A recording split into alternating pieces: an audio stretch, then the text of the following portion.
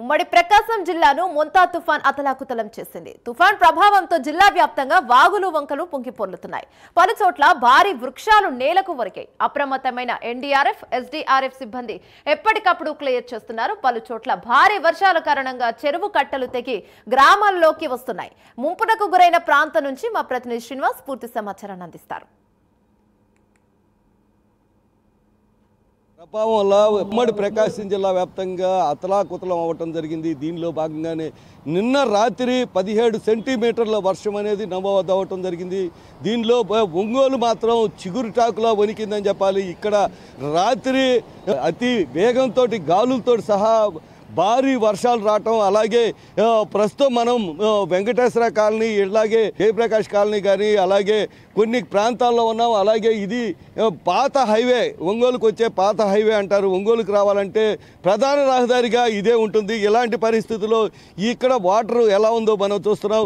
అలాగే ఇక్కడ కాలేజీలకు సంబంధించి కాలేజీలు మునిగిపోవటం జరిగింది, అలాగే టెంపుల్స్ మునిగిపోవటం జరిగింది, అలాగే షోరూమ్లు మునిగిపోవటం జరిగింది.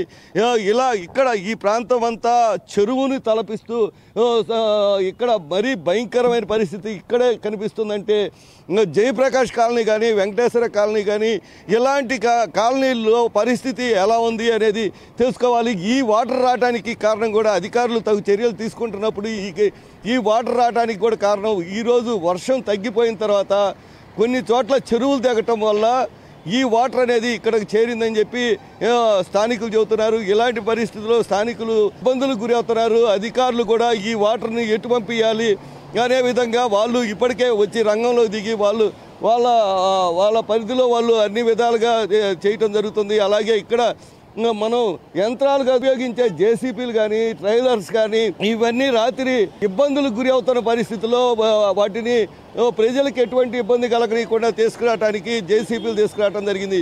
అవి కూడా ప్రస్తుతం మునిగిపోయి ఇక్కడ మరీ దారుణమైన పరిస్థితిలో ఉంది. ఇక్కడ ఎటువంటి సహాయ చర్యలు చేపట్టాలన్న అధికారులకి ఏమీ పాలుపోని పరిస్థితి. ఈ వాటర్ ఒక్కసారిగా ఇంత ఫ్లడ్ అనేది ఇక్కడ రావడంతో ఉదయం అంటే ఇది రాత్రి పడిన కురిసిన వర్షానికి వచ్చింది కాదు, కానీ ఇది ప్రస్తుతం ఇది మామూలుగా ఉదయం పూట ఉదయం 5 నుండి గంటకి ఇంప్రూవ్ అవుతూ ఒక చెరువును తలపించే విధంగా ఈ ప్రాంతం అనేది ఉండటం జరిగింది. ఈ ప్రాంతంలో అధికారులు సహాయ చర్యలు త్వరగా చేపట్టి ఈ వాటర్ని ఇక్కడ నుండి తరలించాలని చెప్పి స్థానికులు కోరుకుంటున్నారు.